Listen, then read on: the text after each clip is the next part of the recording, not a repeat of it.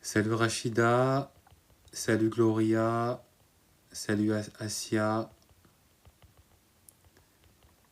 salut.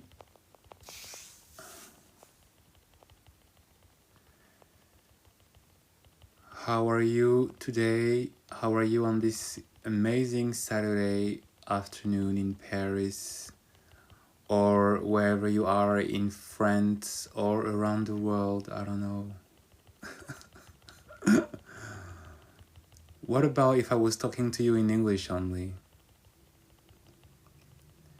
Non, je rigole, je ne vais pas parler en anglais. Je sais pas que ça... Même si je suis à l'aise en anglais, voilà. Salut Asia, bah écoute, ça va. Je reviens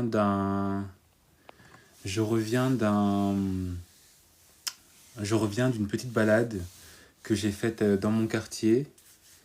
Je me suis acheté à manger et puis j'ai pensé en fait à un... J'ai eu encore une fois comme une espèce de révélation, d'évidence, qui est le thème d'aujourd'hui. Normalement, j'aurais pas dû faire de live, mais j'ai eu cette... je sais pas comment on appelle ça, j'ai eu cette épiphanie, entre guillemets, qui m'a donné envie de vous faire ce live. Du coup, je suis rentré chez moi et je me suis connecté et donc me voici. Le thème que nous allons parler aujourd'hui, c'est le thème de ligue. Le sujet dont j'avais envie de vous parler, c'est effectivement autour du fait que on aime, hommes et femmes, on aime toujours catégoriser une personne par rapport à sa ligue ou pas. On pense qu'une personne n'est pas faite pour nous si on n'est pas de la même ligue qu'elle. On pense qu'un homme n'est pas digne de nous parce que il n'est pas du même niveau que nous, ou qu'on est en dessous de lui, ou je ne sais quoi.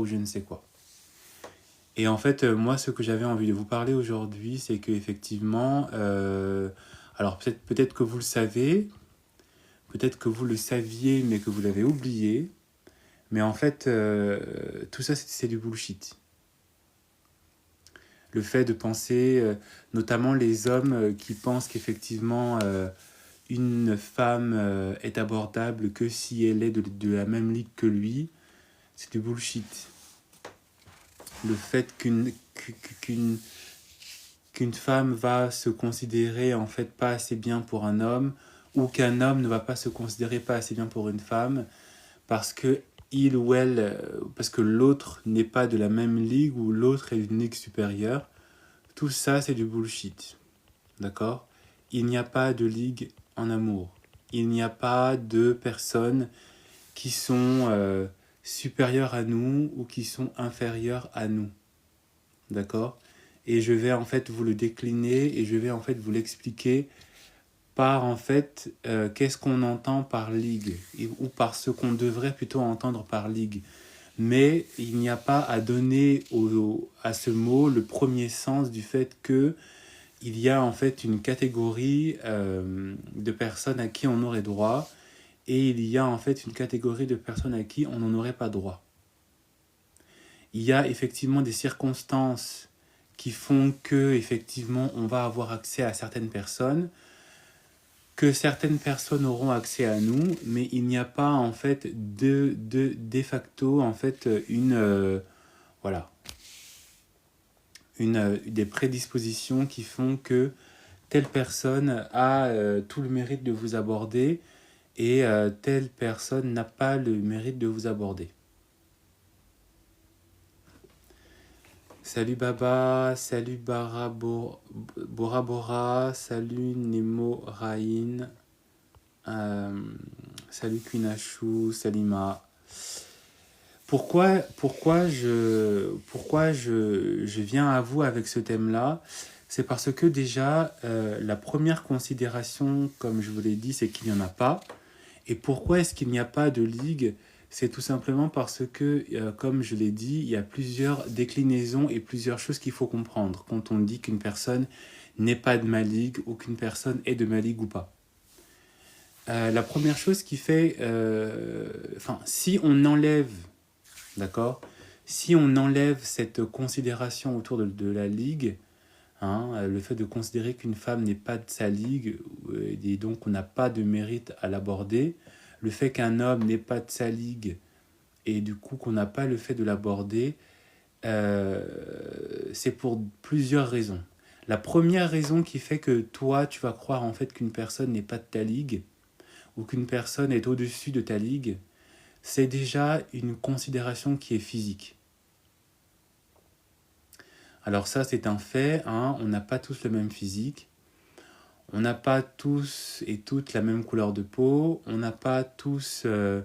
nous sommes tous constitués de la même manière, mais ce qu'on appelle en anglais nos features, donc nos caractéristiques, ne sont pas tous les mêmes. On n'a pas tous le même physique, on n'a pas tous la même forme d'œil, on n'a pas tous la même couleur d'œil, on n'a pas tous la même forme de nez, de taille, de corps, voilà. Et ce qui fait en fait que beaucoup de personnes vont croire qu'une personne n'est pas, qu'une personne est supérieure à vous, hein, parce que moi je ne suis plus en tout cas dans ces considérations-là. Ce qui fait en fait que vous allez penser qu'une personne est supérieure à vous ou qu'une personne est inférieure à vous, c'est déjà tout simplement les caractéristiques physiques de cette personne. La plupart du temps, hein, et soyez conscient et honnête avec vous, la plupart du temps, et notamment vous, tout le monde, hein, femmes et hommes, quand un homme il va considérer en fait qu'une femme n'est pas de sa ligue, c'est parce que en premier, elle a un physique, d'accord, qui est différent. Elle a une certaine plastique, elle a un visage particulier, elle a une beauté particulière, d'accord.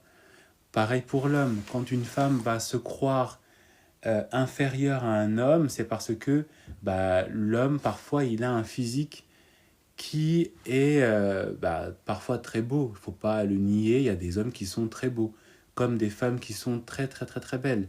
Il y a des femmes, quand vous les voyez, voilà. Hein. Même si vous êtes une femme, et que vous n'êtes pas attiré par les femmes, des fois, vous tombez sur des femmes, voilà, c'est très compliqué. on en ressent de la fascination et on peut très facilement commencer même à ressentir une forme de jalousie. Parce qu'il y a des personnes qui, ils ont gagné le gros lot par rapport à la génétique. C'est comme ça, c'est un fait. Qu'on considère ça comme de l'injustice, qu'on considère ça comme, je sais pas moi, toutes les considérations qui, moi, font refléter de l'insécurité hein, chez une personne, ça c'est votre choix, c'est votre droit aussi. Hein, on se perçoit et on perçoit le monde comme on veut, mais c'est un fait. Hein, y a des personnes qui ont des caractéristiques physiques qui sont plus avantageuses que le commun des mortels. Et même au sein même des personnes qui sont considérées comme beaux ou comme belles, il y a même au sein de ces personnes des personnes qui sont encore plus belles. Donc en général, quand vous allez penser qu'une personne n'est pas de votre ligue, c'est parce que en fait, vous allez vous laisser convaincre par la supériorité physique qu'a une personne par rapport à vous et par rapport aux autres personnes de notre société, de notre monde, de notre ère. Et notamment, les personnes que l'on va très facilement considérer en général comme ayant un physique plutôt avantageux et avantageuse, il y a en première catégorie, j'ai envie de dire, tous les artistes, hein, les chanteurs, les chanteuses, tous ceux qui utilisent leur image, et on a au top niveau les mannequins.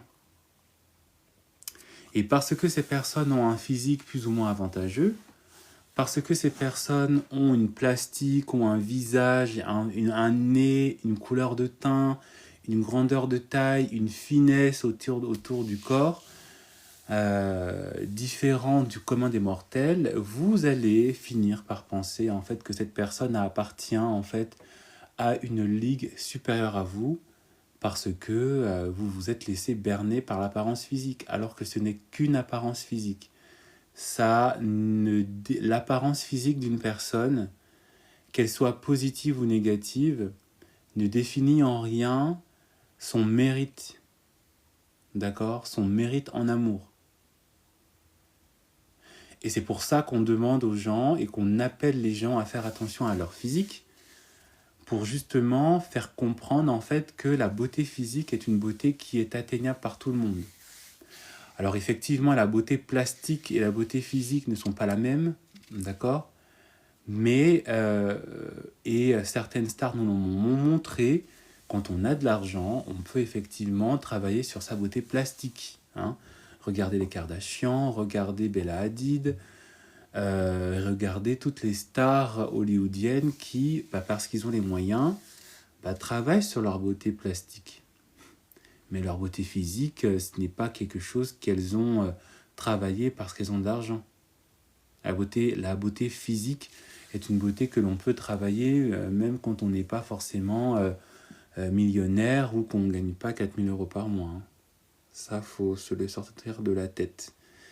Mais en tout cas, l'une des premières catégories de croyances limitantes, en fait, de considérer une personne comme étant supérieure à soi ou même inférieure à soi, c'est effectivement tout l'aspect physique de la personne. Ce que moi j'appelle tout l'aspect, on va dire, vaniteux. D'accord ? Parce que l'aspect extérieur d'une personne fait partie de la vanité. Pour ceux qui ont une culture chrétienne, rappelez-vous de l'une des phrases qui est écrite dans la Bible, qui pour moi résume toute notre existence humaine. Hein. Désolé si je fais un peu de cours de spiritualité, voilà. Mais il y a une phrase dans la Bible qui dit « Vanité des vanités, tout est vanité ». Et quand on dit « tout est vanité », c'est tout. Donc effectivement, l'apparence physique d'une personne fait partie de la vanité. Donc c'est à juste titre que j'appelle l'apparence d'une personne comme faisant partie de la vanité du monde. Hein? Ça ne veut pas dire qu'il faut la négliger, mais en tout cas, il faut en avoir conscience que ce n'est qu'une vanité. C'est une vanité qui est importante, d'accord ? Même pour les plus grands spirituels, avoir une apparence physique acceptable, présentable, honorable est importante. Mais il faut en avoir conscience pour savoir transcender cette réalité de l'apparence physique, pour ne pas se laisser berner. Et c'est pour ça que beaucoup d'entre vous vous laissez berner par l'apparence physique d'une personne, parce que vous avez oublié que son apparence n'est qu'une vanité. Je ne sais pas si vous avez compris. Je ne sais pas si vous avez saisi. Je ne sais pas si vous avez et si vous allez pouvoir enfin vous le rappeler. Parce que beaucoup d'entre nous, on oublie que l'apparence d'une personne fait partie de la vanité du monde. Et que cette apparence physique ne définit en rien son mérite. C'est pour ça, encore une fois, que beaucoup de personnes se laissent avoir en pensant que parce qu'un homme ou parce qu'une femme a une apparence qui est belle, qui est plaisante, ça veut dire que c'est une personne qui est innocente. Une personne qui n'est pas une personne dangereuse. Une personne à qui l'on doit faire confiance les yeux fermés. Hein? Souvenez-vous du dicton en français, hein, ou de la tournure de phrase, je ne sais plus, c'est un dicton ou quoi, qui dit qu'effectivement, qu'on donnerait le bon Dieu sans confession à une personne tellement on croyait qu'elle était innocente. Et qu'est-ce qu'on entend par le fait de croire une personne innocente? Ça fait partie de son apparence physique. Parce que beaucoup d'entre nous, parce qu'on voit une belle personne, on se dit qu'effectivement, c'est ce qu'on appelle l'effet Pygmalion, hein. C'est qu'on croit qu'effectivement une personne, parce qu'elle a une bonne apparence, ça veut dire en fait que c'est une personne qui a que des caractéristiques positives, qui a des qualités humaines. Alors que parfois, on oublie que parfois la personne qu'on a en face, c'est un diable, c'est un démon. Ben oui.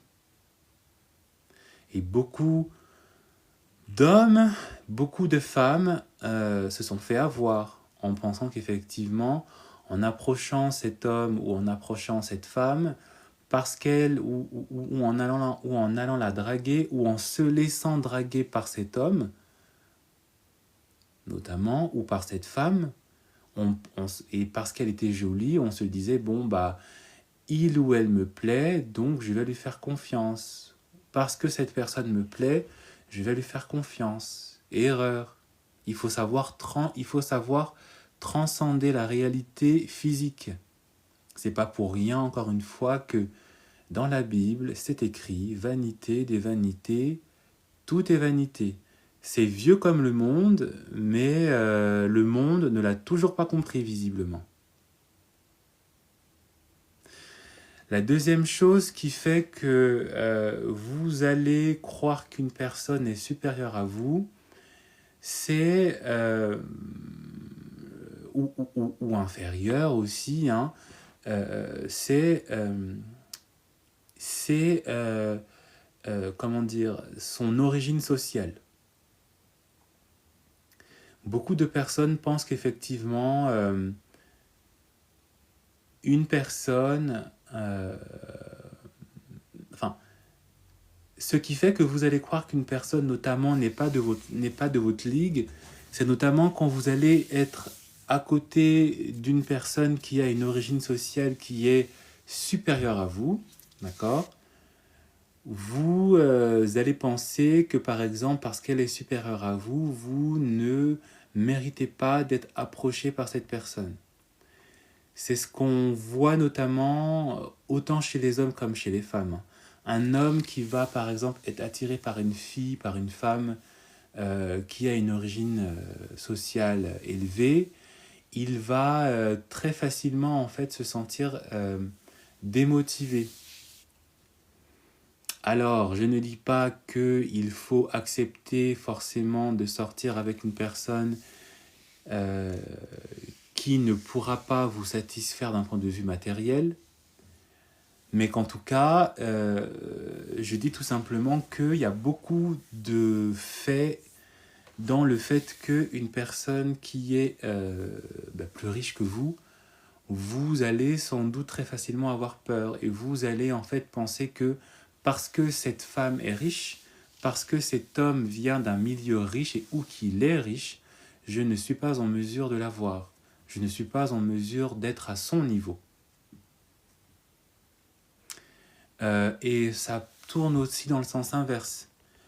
Beaucoup de femmes pensent qu'effectivement, parce qu'un homme est pauvre, ça ne veut pas dire qu'ils ne sont pas de leur niveau. Attention, utilisons le bon sens encore une fois. Hein ? Ça ne veut pas dire que parce qu'un homme est pauvre, que ça veut dire que vous devez lui donner sa chance, non plus. Parce que beaucoup de femmes ont fait l'erreur, aussi. Hein ?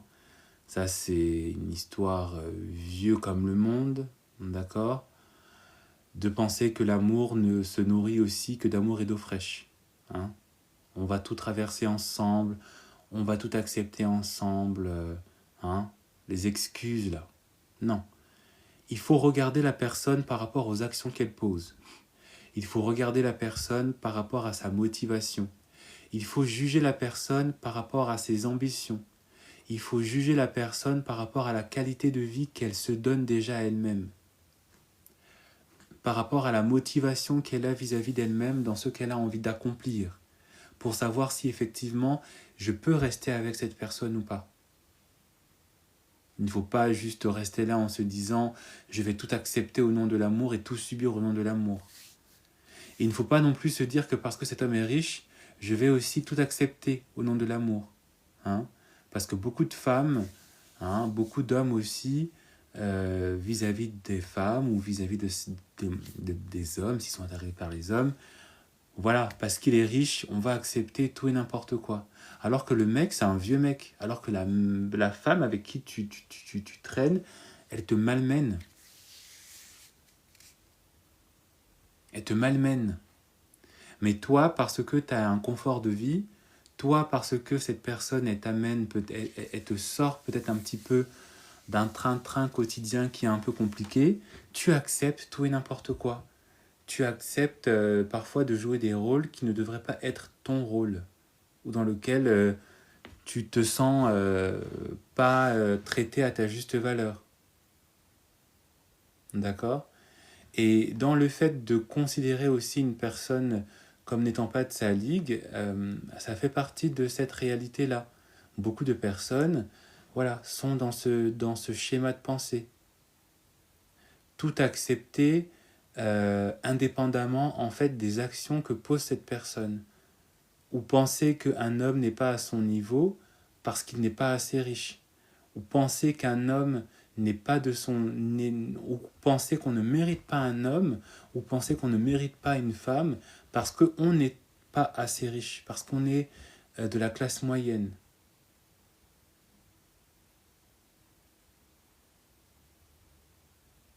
Alors que on sait tous que voilà, et même dans les milieux sociaux les plus élevés, il y a toujours cette perspective-là, ce mode de pensée-là. Hein. C'est ça qui a fait que peut-être comment dire, à juste titre ou à mauvais titre, je sais pas comment dire ça, certaines classes sociales se sont préservées. Parce qu'effectivement, un bourgeois ne peut pas sortir, d'accord, ne peut pas sortir avec une personne qui est en dessous. Et notamment dans la noblesse. Comment il s'appelle William, normalement, il n'aurait pas dû être marié à Kate Middleton. Parce que Kate, elle n'est pas noble. Hein. Elle n'a même pas une once de sang royal. Elle n'est même pas une marquise ou une petite duchesse du fin fond d'une campagne au fin fond de l'Angleterre. Hein. C'est une roturière. Elle est riche, mais elle n'a aucune noblesse. Elle n'a aucune ascendance royale. Et pourtant, on connaît tous qui est la princesse de Galles, la nouvelle princesse de Galles. Voilà. Hein. Donc, arrêtons de penser en fait qu'on n'a pas le mérite de pouvoir aspirer à mieux, d'accord, par rapport à son appartenance sociale ou par rapport à l'appartenance sociale d'une personne. Ça ne veut pas dire qu'on ne peut pas s'améliorer si on se considère comme pas assez méritant. Ça ne veut pas dire qu'on ne peut pas, comme je l'ai dit, juger les actions d'une personne, donner sa chance à une personne et se retirer quand il faut se retirer. Ne pas accepter tout par amour ou par bêtise. Hein. Mais ça ne veut pas dire il ne faut pas en tout cas partir tout de suite avec des blocages, des croyances limitantes. Parce que quand vous partez du principe en fait qu'une personne n'est pas de votre ligue, d'accord, vous partez avec une croyance limitante dans lequel vous ne vous faites pas le plus grand bien parce que vous vous considérez à un niveau inférieur, alors qu'il n'y a ni niveau supérieur ni niveau inférieur.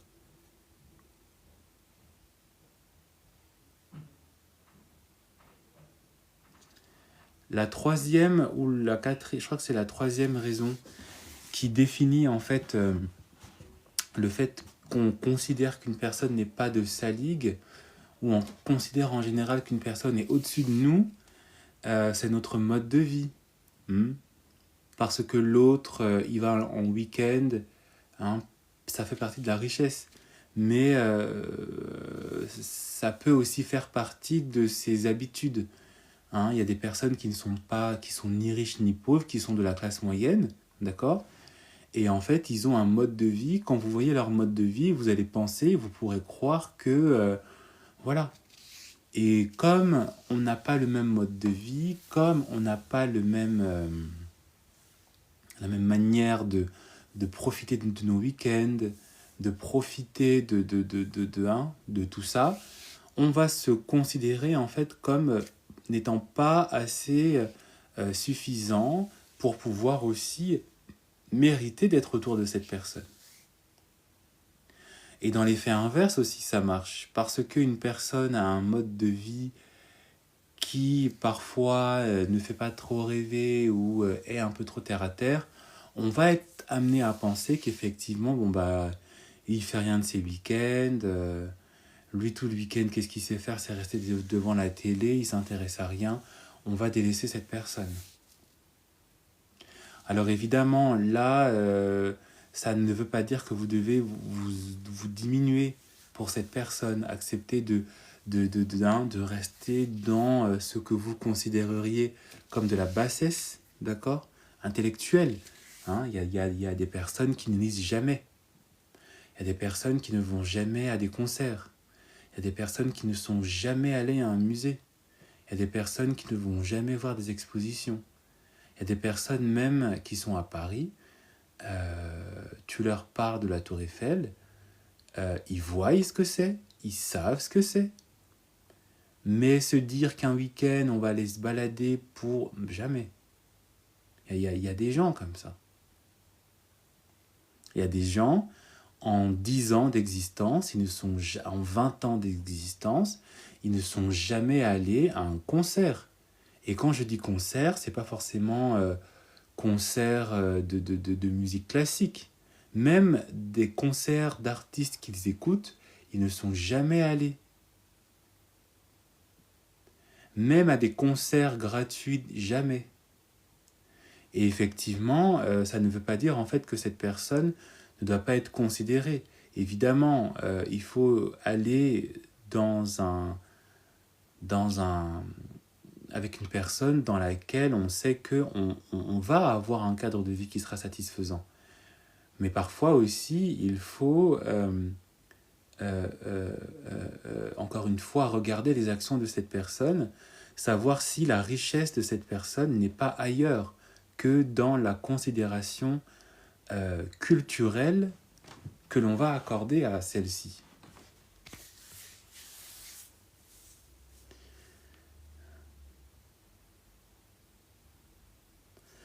La quatrième raison qui explique aussi qu'on va penser qu'une personne n'est pas de sa ligue, c'est aussi l'attractivité de cette personne. D'accord? On va penser en fait que par exemple une personne, comme je l'ai dit, parce qu'elle est belle, on va penser que parfois cette personne est une personne qui est déjà prise. On va penser que cette personne est une personne qui a déjà tout vu, tout connu, qu'elle est déjà mariée. D'accord? Et donc en général, une personne qui sera très attirante, très séduisante, elle sera tout de suite un peu crainte. Elle sera tout de suite un peu fuie. Parce que vous allez être intéressé par cette personne, et en fait vous allez, parce qu'elle est belle, parce qu'il est beau, parce qu'il est très très beau, parce qu'elle est très très très très belle, et en fait vous allez penser en fait que vous n'avez pas vos chances, parce que vous allez assumer, d'accord, que ben non, je pense pas que je vais lui plaire, parce que t'as vu comment il est beau, ou t'as vu comment elle est belle. Je pense qu'elle a déjà quelqu'un, c'est pas possible. Hein. On va tout de suite accorder en fait à l'attractivité d'une personne, au sex appeal parfois d'une personne, on va attribuer en fait que cette personne a déjà en fait tout ce qu'il lui faut et a déjà tout obtenu très facilement.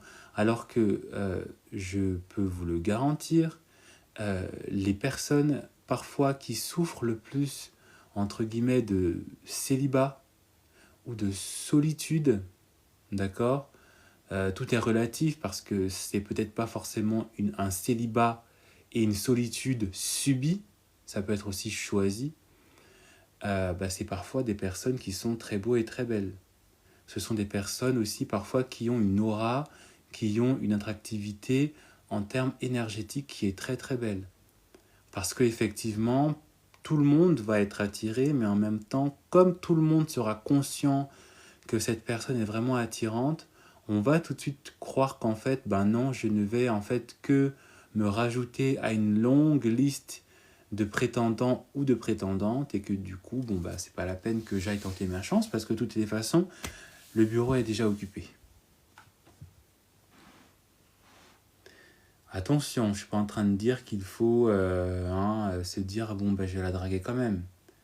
Mais qu'en tout cas, voilà. Il ne faut pas forcément... on peut tous juste admirer la beauté d'une personne,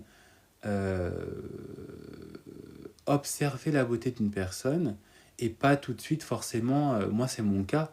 Quand je suis devant une personne que je trouve belle, quand je suis devant une belle personne, je ne vais pas tout de suite forcément me dire que j'ai envie d'être avec elle.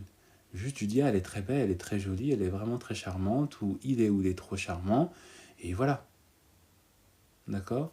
Mais en tout cas, dans les schémas en termes de drague, ou en termes en tout cas d'intérêt romantique, c'est quelque chose que l'on a beaucoup remarqué dans les études, d'accord? C'est qu'en général, une personne qui va être considérée comme très attirante, elle sera celle qu'on va fuir le plus souvent, ou éviter le plus souvent.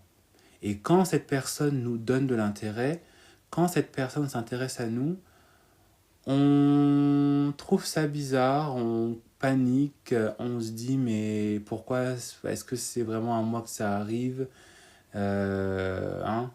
Voilà, on commence à douter, on se dit non mais c'est une blague, il me drague parce qu'en fait, comme dans certains films, c'est un pari avec quelqu'un d'autre, voilà. Hmm. Donc ça, c'est une considération en fait aussi qu'il faut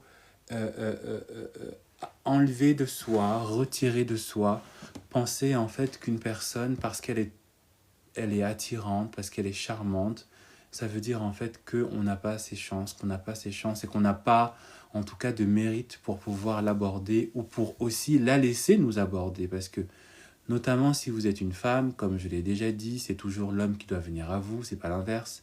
Vous pouvez montrer qu'effectivement vous êtes intéressé. Vous pouvez subtilement et pas non plus de manière criante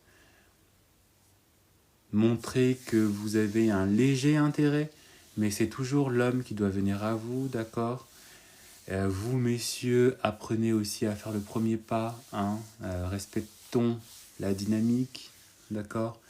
Mais c'est pas parce qu'un homme beau vient vous draguer, s'il est célibataire, que vous devez tout de suite penser que non, mais il n'est pas à mon niveau, voilà. Et c'est la même chose aussi pour les hommes. Beaucoup d'hommes, ils vont vous penser au-dessus d'eux, parce que c'est pas, et ça fait partie de la 5e catégorie, c'est pas tant du fait que, alors oui, vous êtes beau, oui, vous êtes belle, oui, vous êtes attirante, oui, vous êtes attrayante, mais il y a quelque chose dans votre énergie qui l'éblouit. Et ça, c'est quelque chose que je remarque beaucoup chez les hommes, et notamment chez les hommes qui n'ont pas assez confiance en eux, les hommes qui ne s'aiment pas, les hommes qui sont bourrés d'insécurité, les hommes qui ont des problèmes d'ego, d'accord? Ils sont éblouis par l'énergie d'une personne, d'accord? Dans ce que dégage énergétiquement une femme, d'accord? Donc là, on est dans le domaine spirituel presque, d'accord? Ils sont éblouis et donc attirés par cette personne-là, mais en même temps, parce que cette personne éblouit, parce que cette personne est, a une énergie qui les réveille, d'accord? Ils vont se considérer comme n'étant pas méritants d'être avec cette personne. Et c'est ce qui conduit aussi, la plupart du temps, à ce que ces hommes-là sabotent la relation. Donc si vous avez par exemple été avec un homme qui a, pour des raisons obscures, saboté la relation, saboté votre relation que vous aviez avec lui, saboté la dynamique que vous aviez avec lui, c'est peut-être à cause de ça. C'est peut-être à cause de votre énergie, c'est peut-être pas à cause du fait que, voilà, vous réveillez en lui, en fait, vous avez réveillé en lui quelque chose qu'il ne voulait pas voir, quelque chose qui s'était dit qu'il ne reverrait plus jamais, c'est-à-dire le fait qu'il était attiré inconditionnellement par vous, le fait que vous réveillez en lui sa nature d'homme, le fait qu'il avait envie de faire ce qu'il s'était toujours refusé de faire pour d'autres personnes, pour d'autres femmes avant vous. Et donc beaucoup d'hommes sabotent, et donc beaucoup d'hommes ne se considèrent pas comme étant méritants. Beaucoup d'hommes vous considèrent comme, comme n'étant pas assez élevés, ils ne se considèrent pas comme de votre ligue, parce que en fait votre énergie n'est pas de leur ligue. Et donc beaucoup d'hommes qui ne s'aiment pas, qui ont des doutes, beaucoup d'hommes qui se détestent, qui ont des problèmes d'ego, qui ont beaucoup d'insécurité, sont dans cette dynamique-là. Ils vous considèrent comme étant à un haut niveau, ils essayent de vous aborder, et quand ils arrivent à vous obtenir, quand ils arrivent à vous avoir, ils sabotent tout, ils se comportent comme les derniers des connards, etc., etc. Pour ensuite vous dire que le problème c'est pas toi, c'est moi, tu mérites mieux, etc., etc. C'est parce qu'à la base, il savait qu'il n'était pas en capacité de pouvoir assumer le standing que vous exigiez, non pas par la parole, mais par votre standing, par votre manière d'être, par ce que vous dégagiez en termes d'énergie. D'accord ? Ce qui pourrait résumer tout ça, ce qui pourrait résumer en fait tout ce que je viens de dire, c'est qu'en fait, euh, pourquoi ils se mettent quand même avec nous alors ? J'ai répondu à la question. J'ai répondu à la question parce qu'ils sont attirés par vous, parce qu'ils vous réveillez une envie de s'engager, mais comme ils considèrent qu'ils ne sont pas méritants, ils sabotent. Ce qui pourrait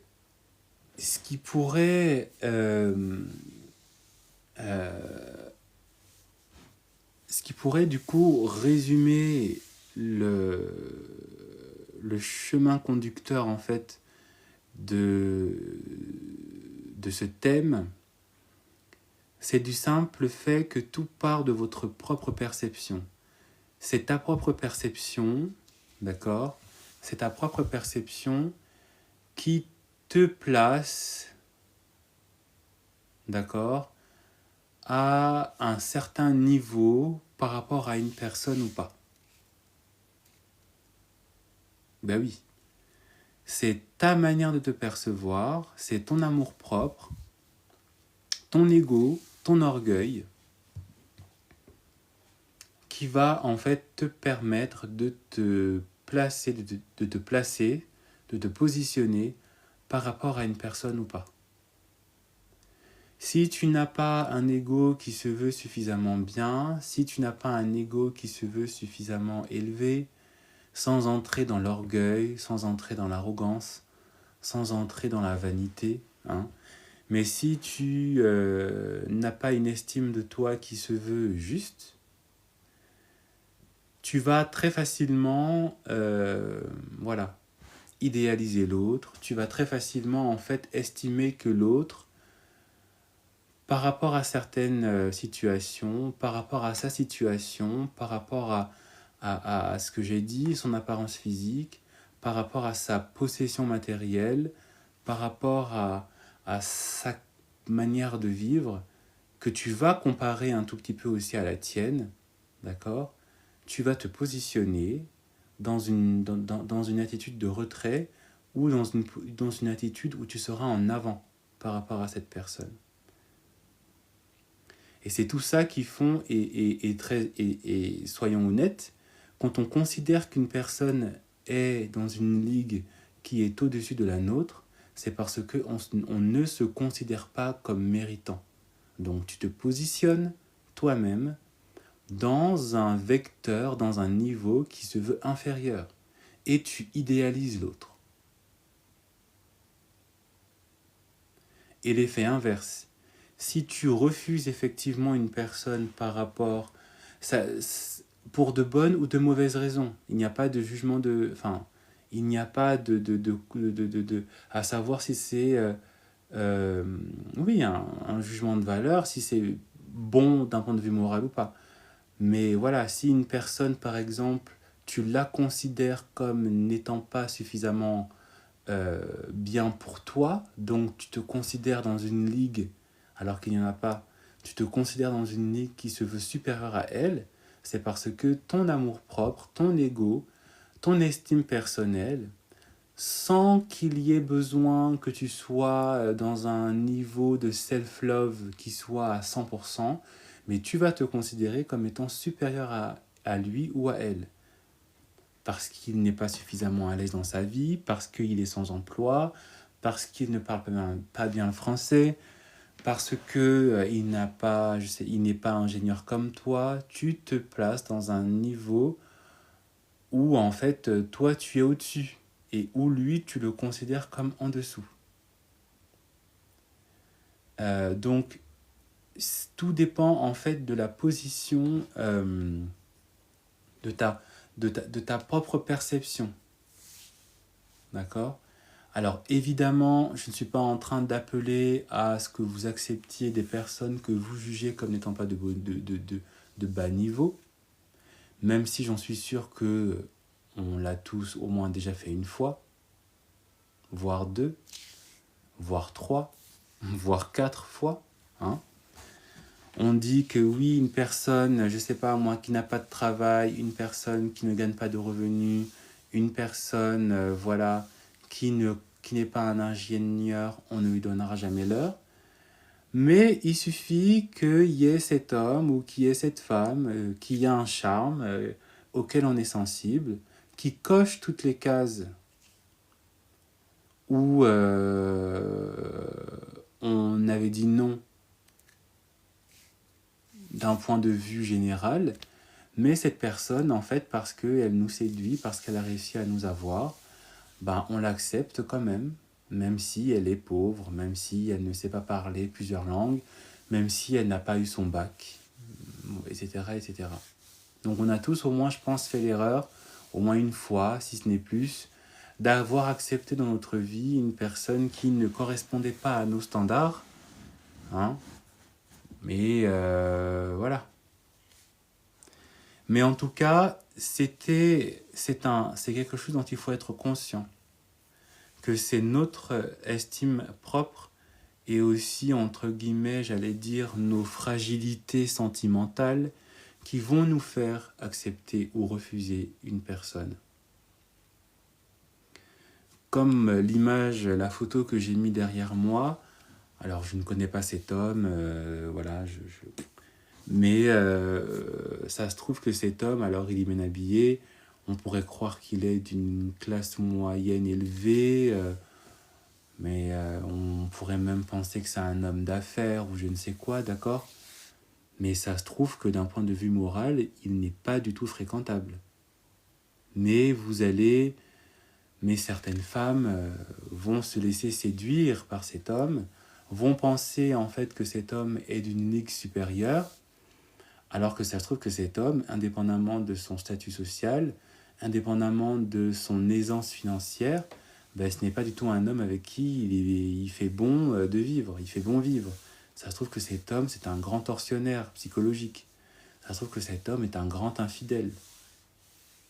Alors qu'on l'a estimé à une ligue qui se veut supérieure. On lui a donné des atouts, tout ça à cause de son joli petit minois.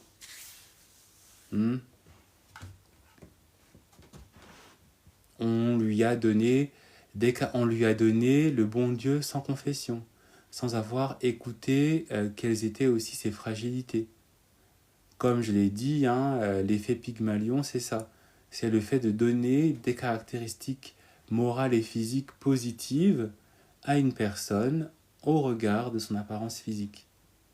Et même sur moi, ça a été le cas. Il y a beaucoup de personnes qui, sans me connaître, en me voyant, parce que soit je leur plaisais, parce qu'ils me trouvaient intéressant, parce que je dégageais une énergie assez inoffensive, ils m'ont donné des atouts, ils m'ont donné de la confiance, ils ont cru que je pouvais...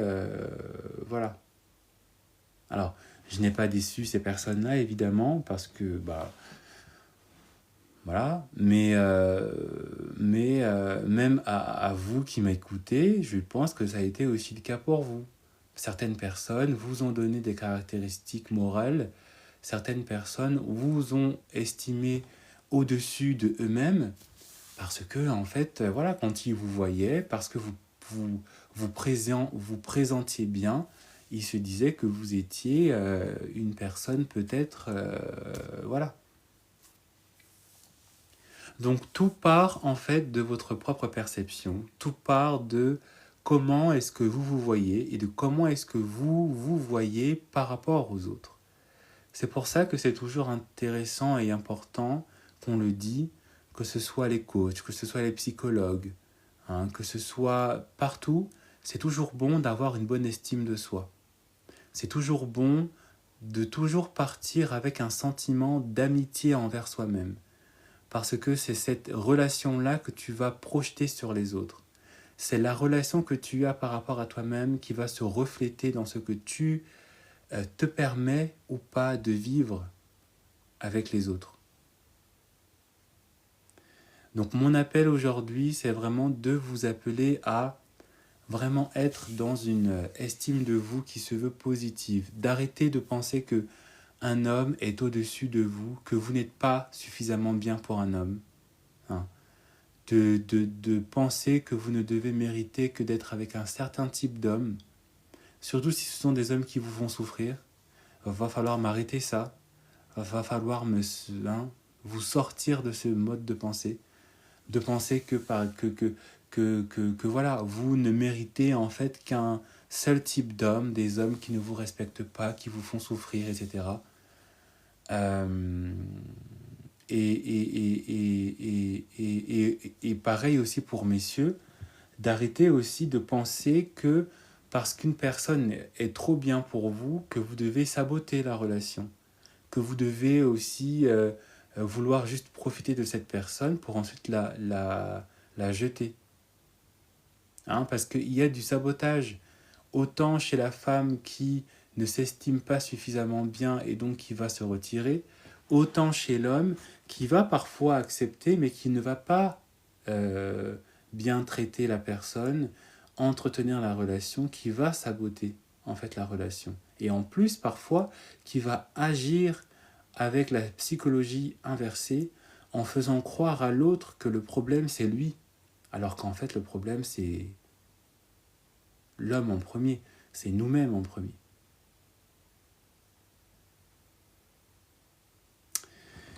Écoutez, je vous remercie beaucoup pour votre présence, votre soutien, vos likes. Je vous souhaite un bon week-end et je vous dis à très bientôt. Ciao, ciao.